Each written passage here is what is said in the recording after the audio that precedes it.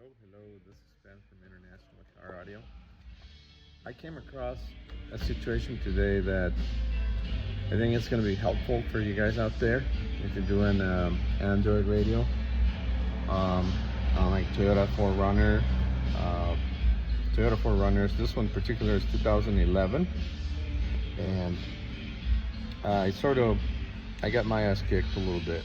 Not quite, because I never quit, so I figured it out. But here's what I've been doing. Of course, I have some wires still hanging because I'm not finished, and for the purpose of helping you guys or whoever watches this. So I found my reverse poles right here, this red wire. I'll see if I can get a little light. This wire right here is my reverse light. So, and also too, I keep one of these guys around to know like which is which on these Android radios. Sometimes the modules don't read everything through data. So it happens to be pin number 3 for the reverse poles. And then last but not least, probably the most important part of this was right here, this mirror, which this is kind of weird. So this car never had a screen in here, but it shows a little screen like right here when you put it in reverse. And I'll show you right now. Let me turn this on.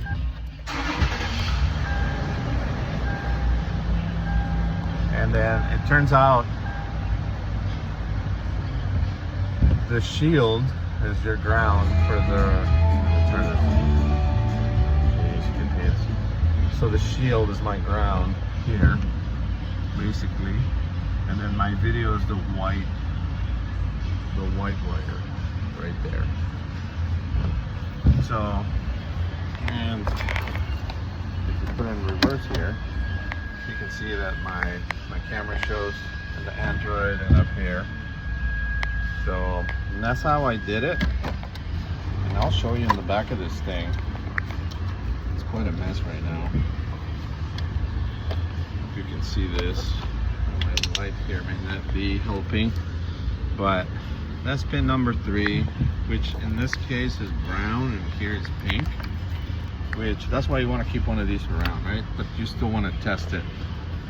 And then I have my video, which I'm using a Stinger Select RCA, coming from here to the bottom into my camera input. And as you can see, obviously, I hate to show you this, it's not finished, it's not a finished product, but whatever. So if you put it in reverse, oops, there it is working.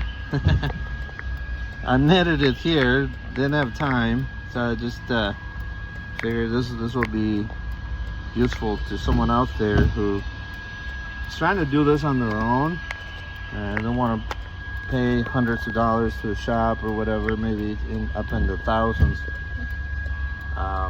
So there you go. Put it back in park, and then everything else works. This thing, not that I want to talk about it, but it's kind of nice. I think a great percentage of the industry is going into the Android radios. I think I'm doing in a year probably 20 to 30% of what I do is Android radio related, one way or another.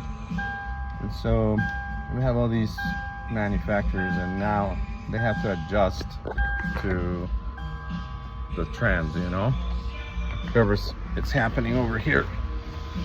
But anyway, so I have my microphone here, and then I have my video. I ran it obviously there, connected it. I stopped to tape it, but I wanted to show exactly even like the wire colors up here so that you guys can see what's going on.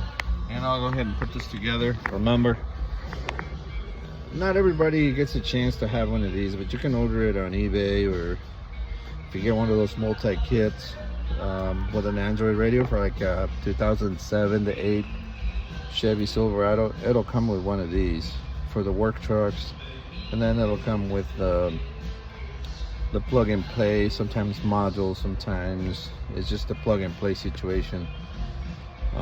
It helps to have all this labeled by pin location.